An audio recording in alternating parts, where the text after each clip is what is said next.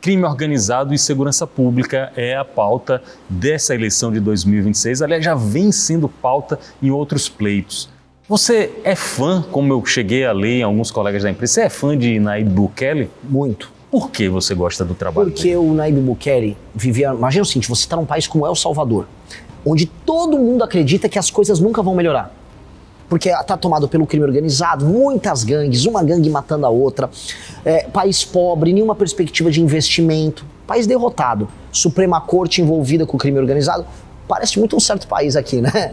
Bem maior que El Salvador. A gente é uma versão grande daquilo. O cara chegou lá e ele falou, não, eu vou destruir o crime, todo mundo riu dele.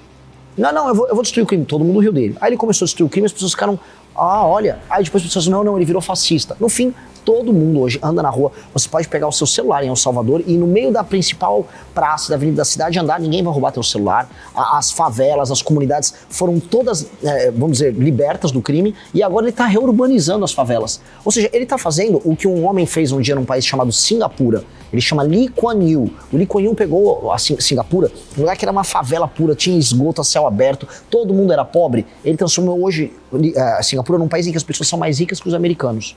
Todo mundo é rico, todo mundo vive bem, índices de educação maravilhosos. Eu quero fazer isso no Brasil, porque o Bukele seguiu o que o Lee Kuan Yew fez. Eu quero seguir o que os dois fizeram. O Bukele enfrenta da comunidade internacional a seguinte reação. Ele ataca os direitos humanos, ele não tem nenhum limite em fazer uma cadeia para 40 mil pessoas e colocar essas pessoas sem, segundo a comunidade internacional, o devido rito do processo penal, que é longo e muitas vezes é desesperançoso.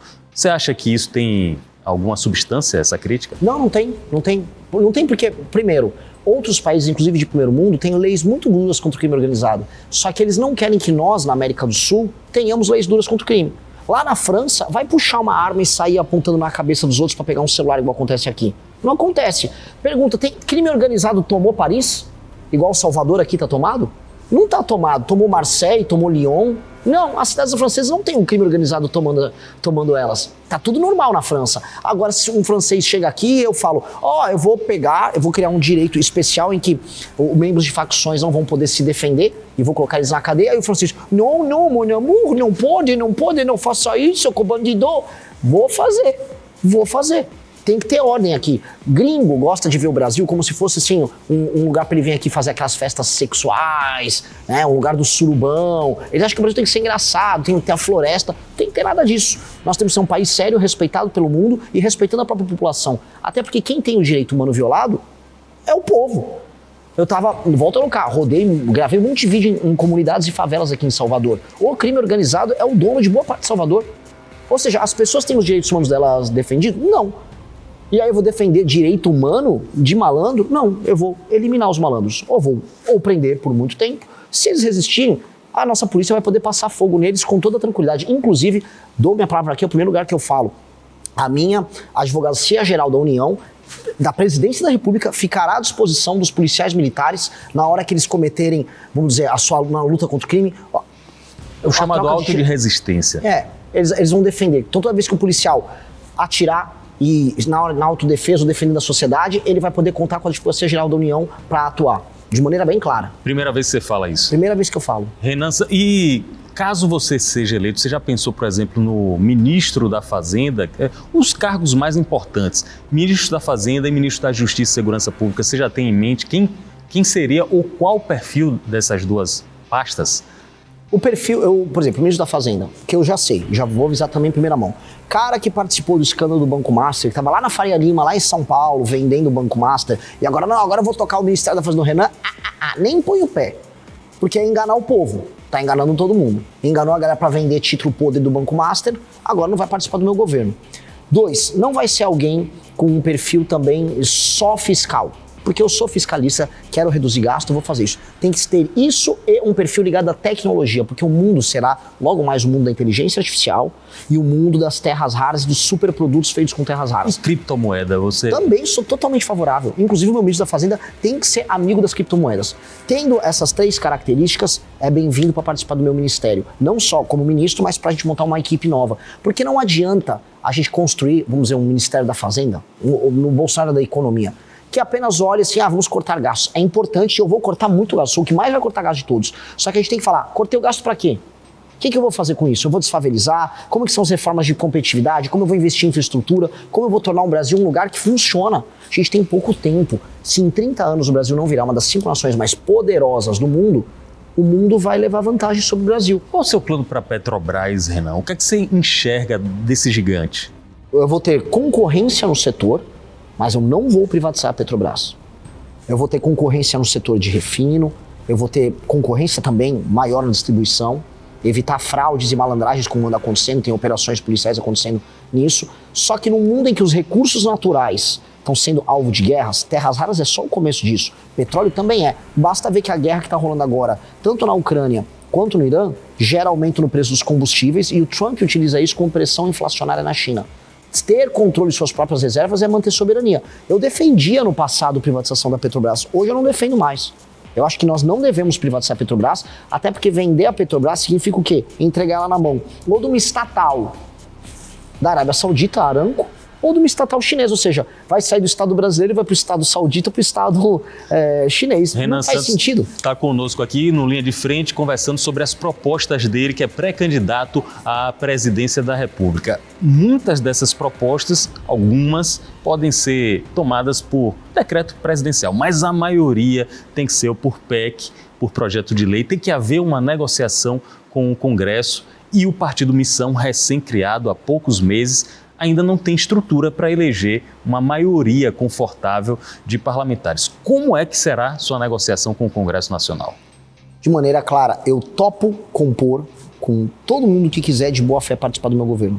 Eu quero fazer um governo de coalizão. E quando eu falo governo de coalizão, não estou falando só dos partidos.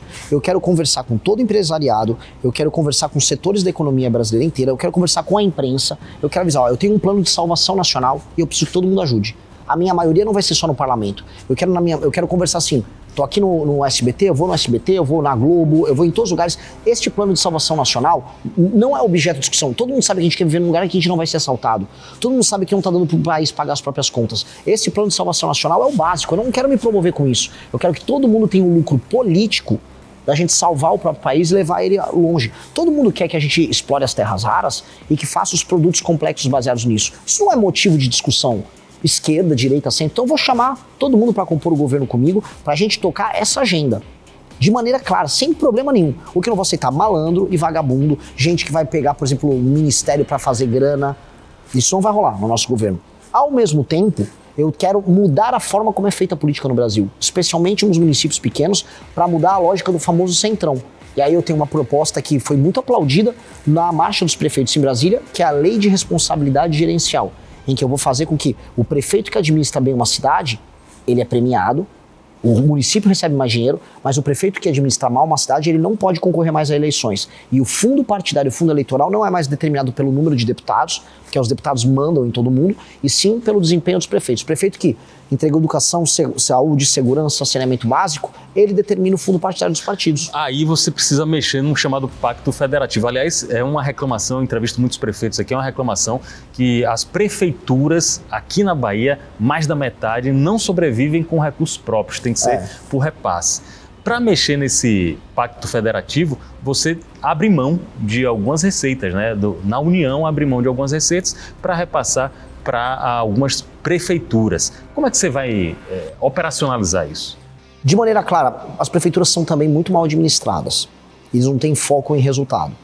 O critério nosso vai ser bem simples. A prefeitura, eu vou colocar, eu chamo de comissariado, comissários do governo federal em todos os municípios que precisam de recursos federais. O comissário vai ajudar o prefeito a fazer a gestão. Um supervisor. É um supervisor. E vai estar ali, você vai gastar em educação, tá tudo certinho. Essa política funciona em educação, vai entrando dinheiro. Conforme o prefeito vai subindo os indicadores de desempenho, os alunos estão indo melhor nas provas, olha, a segurança do município está aumentando, olha, está fazendo as obras para saneamento básico, aí o governo federal manda mais dinheiro.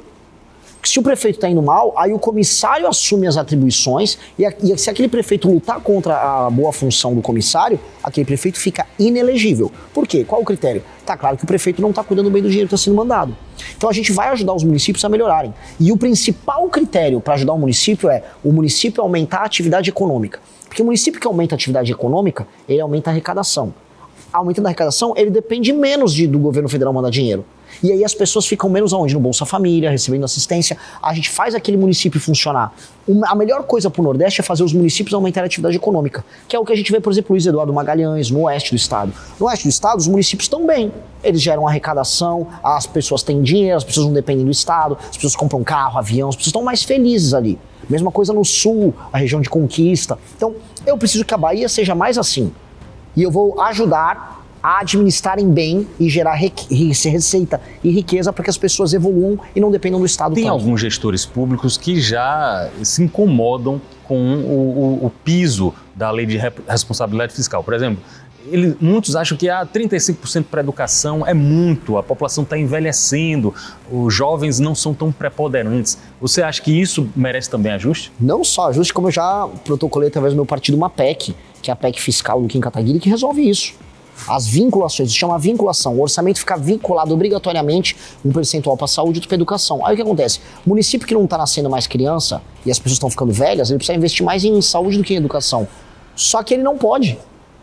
Ele não pode. Isso é loucura. Então tem que permitir que tenha essa, vamos colocar aqui, essa liberdade. E outra coisa, os gastos, o critério que gera o aumento dos gastos com isso, são vinculados à arrecadação.